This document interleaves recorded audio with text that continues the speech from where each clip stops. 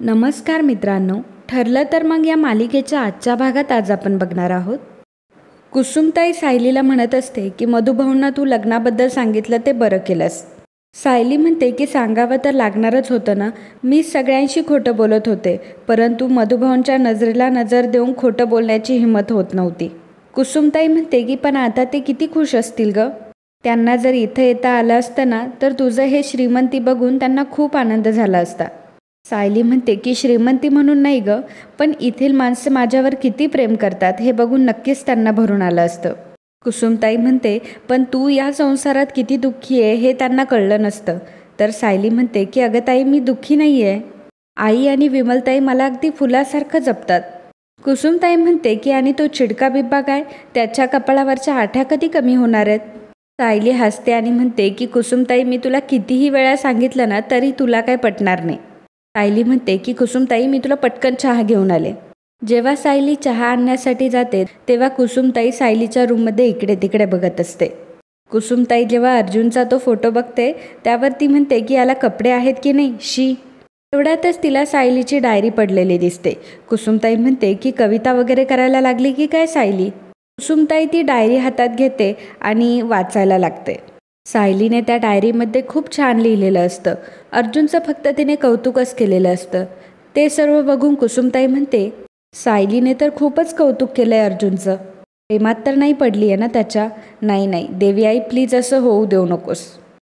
माफ करा मित्रांनो, पण जर तुम्ही चॅनलवर नवीन असाल किंवा अजूनही चॅनलला जर सबस्क्राईब केलं नसेल तर प्लीज सबस्क्राईब करा आणि बेल आयकॉनवरही क्लिक करा. स्टार प्रवाहावरील सर्व मालिका तुम्हाला आमच्या चॅनलवर बघायला मिळतील. धन्यवाद. इकडे ऑफिसमध्ये अर्जुन जेव्हा फोनवर बोलत असतो तेव्हा त्याला समजतं वात्सल्य आश्रम हा मैपत शिकरेने नाही तर दुसऱ्या कुठल्या तरी कंपनीने विकत घेतलाय. चैतन्य अर्जुनला विचारतो की काय झालं. त्यावर अर्जुन सांगतो की वात्सल्य आश्रमाची जागा ही सिल्वर स्टोन म्हणून एक कंपनी आहे, तिने विकत घेतली आहे. चैतन्य विचारतो की कुठली कंपनी ही, मी तर कधी नावसुद्धा ऐकलं नाही. अर्जुन म्हणतो की एक नवीन कंपनी एवढा मोठा प्लॉट विकत घेते ही एक स्ट्रेंजच आहे. चैतन्य म्हणतो की अर्जुन, तू या ऑक्शनबद्दल काही सायलीला सांगितलं आहे का, म्हणजे आश्रम विकला गेला हे तिला माहिती आहे. अर्जुन म्हणतो की नाही सांगितलं. ते मिसेस सायलींसाठी आश्रम नव्हता तर घर होतं. वेळ बघून सांगेनच मी त्यांना, पण मलाही माहीत नाही का मी त्यांना कसं सांगेल ते. तर इकडे मैपत साक्षीला म्हणत असतो की साक्षी बेटा, तू तुझं पहिलं स्वप्न पूर्ण केलेस, घे पेढा खा. साक्षी म्हणते की नाही, पहिलं नाही, पण आश्रम मिळवण्यासाठी हे खूप महत्त्वाची स्टेप होती. तर बाजूलाच एक माणूस बसलेला असतो, त्याच्या नाकातोंडातून रक्त येत असतं. मैपतने त्याला मारलेले असतात कारण त्याने त्याचे पैसे दिलेले नसतात. नंतर मैपत त्याला जायला सांगतो. तेवढ्यातच प्रिया आणि नागराज तिथे येतात. मैपत प्रिया आणि नागराजला पेढा देतो. त्यावर नागराज विचारतो की काय आहे, आज आल्या आल्या तोंड गोड करतोयस. साक्षी म्हणते की गेल्या काही दिवसापासून आपण जे रक्त आठवत होतो ना, त्या आश्रमाचा प्लॉट आता आपल्या ताब्यात आहे. लिलावर ती जमीन आम्ही विकत घेतली आहे, आम्ही उघडलेल्या फेक कंपनीने, सिल्वर स्टोनने. नागराज म्हणतो की ही तर खूप ग्रेट न्यूज आहे, पण अर्जुनला यातलं काही कळणार तर नाही ना. साक्षी म्हणते की अजिबात नाही, कारण त्यामुळे आम्ही रिसॉर्टचं काम अजून सुरूच करत नाही आहोत. जरा केस थंड होऊ दे, मग करूयात सुरुवात. नागराज म्हणतो की मैपत, आता मोठी पार्टी होऊन जायला पाहिजे, नाहीतर आम्हाला पेढ्यावरच भागवशील तू. साक्षी म्हणते की आपण एकदम दणक्यात पार्टी करू. तर मैपत म्हणतो की आणि तुमच्या त्या प्रतापलाही बोलवू. प्रिया म्हणते की त्याला कशाला बोलवायचं आहे. त्यावर साक्षी म्हणते की प्रिया, याला PR म्हणतात. आपल्या कामाच्या माणसांसोबत चांगले रिलेशन जर ठेवायचे असेल तर आपल्याला हे करावंच लागतं.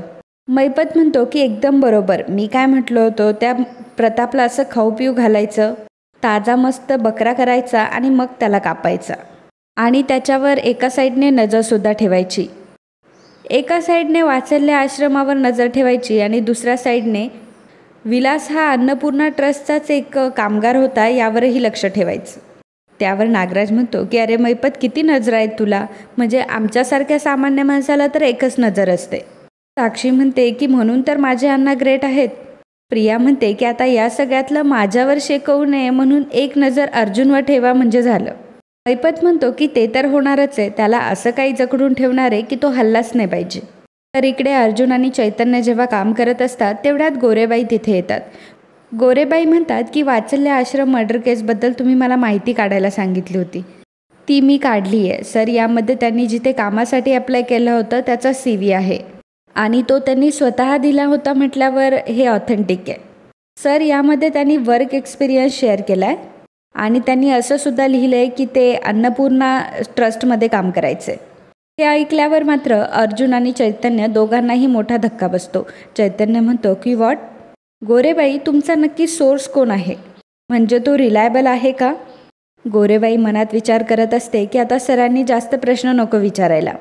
जर यांनी रिलायबल व्यक्तीचा नंबर मागितला तर मी यांना तन्वी मॅडमचा नंबर कसा काय देऊ? अर्जुन विचारतो की अहो तुम्हाला काय म्हणतोय मी? तुमचा सोर्स ट्रस्टवर आहे की नाही? गोरेबाई म्हणतात की ऑफकोर्स सर, मी आधीच्या केससाठी सुद्धा यांच्याकडनंच इन्फॉर्मेशन मागवली आहे. अर्जुन चैतन्यला म्हणतो की विलासचं हे बॅकग्राऊंड रविराजनंच तयार केलेलं असणार. आता ही इन्फॉर्मेशन त्याच्यापर्यंत सुद्धा पोहोचली असेल. अर्जुनला मात्र सगळा संशय हा रविराजवर असतो आणि त्याला रविराजचा खूपच राग येत असतो.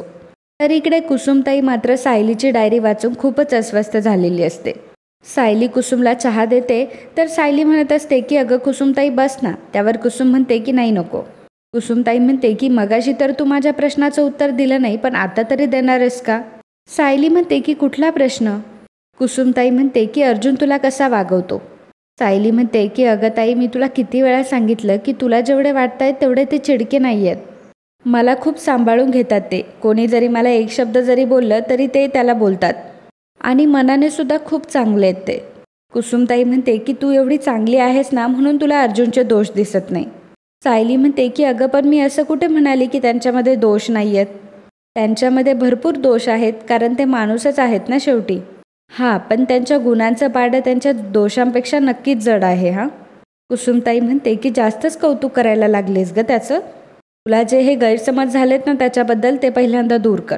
4 हात लांब राहायचं त्याच्यापासनं. कामापुरतं बोलायचं आणि बाजूला व्हायचं. सायली म्हणते की अगं तेच तर करतेय मी. कुसुमताई म्हणते की तू नाही करत असं. तो तुला फार गुणी वाटतोय ना, तसं काही नाही आहे.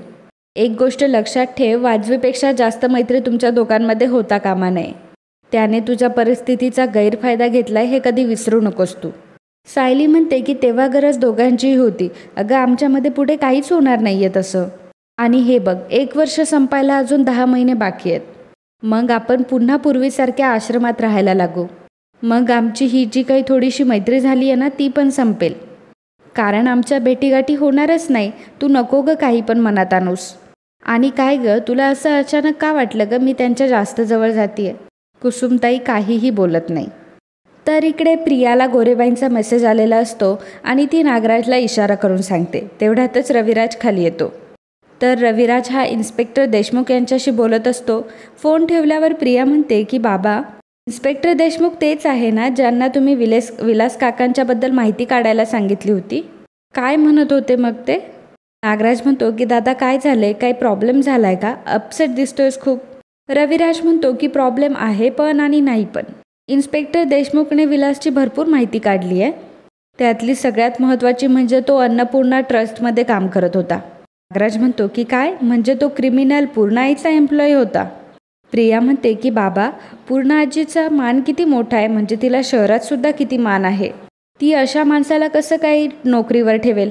मधुभाऊंचं वेगळंच होतं म्हणायला. ते कोणालाही आश्रमावर ठेवून घ्यायचे. आणि तेव्हा तर आम्हाला माहीतसुद्धा नव्हतं की विलास काका जेलमध्ये जाऊन आलेत. बापरे, पण पूर्णा आजीने एवढी मोठी चूक कशी काय केली? रविराज म्हणतो की तेच तर कळत नाही. कदाचित ही माहिती चुकीची पण असू शकते. नागराज म्हणतो की अशी कशी चुकीची असेल, म्हणजे इन्स्पेक्टर देशमुख यांच्याकडून कळली आहे शेवटी. त्यांच्याकडे काहीतरी पुरावे असतील, तसे नाही बोलणार ते असं. रविराज म्हणतो की नाही, अन्नपूर्णा ट्रस्टचा कारभार मी कितीतरी वर्षांपासून बघत आलोय. विलाससारख्या माणसाला ते थारा देणं शक्यच नाही आहे. नागराज म्हणतो की जगात अशक्य असं काहीच नसतं आणि अन्नपूर्णा काही ही छोटी संस्था नाही आहे. खूप मोठी संस्था आहे जिथे हजारो माणसं येत असतात. या म्हणते की हो ना, देशमुखांनी सांगितले म्हटल्यावर हे सर्व तर खरंच असणार आहे. हे ऐकून तर मला खूप त्रास होतोय. माझी पूर्णा आजी एका गुन्हेगाराला पोसत होती. तर इकडे रविराज हा प्रतिमाच्या फोटोकडे बघून म्हणत असतो की हे सर्व काय चाललंय प्रतिमा? मी तर फक्त आपल्या मुलीला सुख देण्याचं बघत होतो, पण तिला तर काही सुख भेटतच नाही. पूर्णा आजीसोबत असलेले रिलेशन तिचे खराब होत आहे. जोपर्यंत ती सायली आलेली नव्हती ना तोपर्यंत तर सगळं सुरळीत चालू होतं. आणि आता तर ज्या माणसाचा खून झाला आहे त्याचा डायरेक्ट संबंध हा पूर्णाईच्या तिथे लागतोय आणि आता ही आग आणखीच भडकत जाणार. तन्वीचा बाप म्हणून मी तुला सांगतो की मी या सायलीला कधीही आनंदी असं म्हणताच प्रतिमाच्या फोटोला तडा जातो. हे बघितल्यावर मात्र रविराजला मोठा धक्का बसतो. रविराज म्हणतो की हे असं कसं काय झालं, काच अचानक कशी काय तडकली. तर इकडे सायली अर्जुनला म्हणत असते की सर हे असं कसं काय असेल, विलासचा डायरेक्ट संबंध अन्नपूर्णा ट्रस्टसोबत कसा असेल. अर्जुन म्हणतो की मलाही तेच कळत नाही आहे. तर सायली म्हणते की विलास त्यांच्या मुलाबाबत अधूनमधून सांगायचे, पण ते कुठे काम करायचे त्यांच्या नोकरीबद्दल त्यांनी कधीच काही सांगितलं नाही. आणि आमच्या घरात तर अन्नपूर्णा ट्रस्टचा विषय नेहमीच निघायचा. काकांचं डायलिसिस मोफत शिबिरमध्ये झालं होतं, पण मग विलास काकांनी कधी सांगितलं नाही की ते अन्नपूर्णा ट्रस्टमध्ये काम करायचे. अर्जुन म्हणतो की मी एका क्रिमिनलची केस चेक करायला गेलो आणि त्याचं डायरेक्ट कनेक्शन माझ्या घराशीच कसं काय निघालं. सायली म्हणते की याचा अर्थ कोणीतरी हे सर्व मुद्दाम करतंय असं वाटतंय का सर तुम्हाला. अर्जुन म्हणतो की ते तर मला कळत नाही आहे मिसेस सायली, पण ही गोष्ट जर रविराजला कळली तर तो या गोष्टीचा नक्कीच कोर्टमध्ये फायदा उचलणार. सायली म्हणते की याचा अर्थ असाच की गोष्टी अजूनच चिघळणार. काय चाललंय सर हे सर्व. विलास खरंच अन्नपूर्णा ट्रस्टसाठी काम करत असतील. अर्जुन म्हणतो की आय डोंट नो, पण मला कुठेतरी असं वाटतंय हाच क्ल्यू आपल्याला विलासच्या खुन्यापर्यंत घेऊन जाईल. आणि मित्रांनो, आजचा हा भाग इथेच संपतो. पुढील भागात आपल्याला पाहायला मिळणार आहे रविराज अर्जुनला म्हणत असतो, मला माझ्या एका माहितीदाराकडून कळलंय की ज्या विलासचा खून मधुभाऊंनी केलाय तो विलास तुमच्या ट्रस्टमध्ये आधी काम करायचा. हे ऐकल्यावर घरातल्या सर्वांना मोठा धक्का बसतो. रविराज सांगत असतो की त्या गोष्टीचा माझ्याकडे लिखित पुरावा आहे. अर्जुन म्हणतो की लिखित पुरावा मांडायला हे काय कोर्ट नाही आहे रविराज किल्लेदार, आणि इथे मी कुठलाही आरोप ऐकून घेणार नाही. रविराज म्हणतो की मग खरं खरं सांगून टाक की विलास तुमच्या ट्रस्टमध्ये कामाला होता की नाही. तर मित्रांनो, असेच ठरलं तर मग या मालिकेचे अपकमिंग एपिसोड बघण्यासाठी आत्ताच आपल्या चॅनलला सबस्क्राईब करा. आणि आजचा हा भाग तुम्हाला आवडला असेल तर व्हिडिओला लाईक आणि कमेंट करायला अजिबात विसरू नका. धन्यवाद.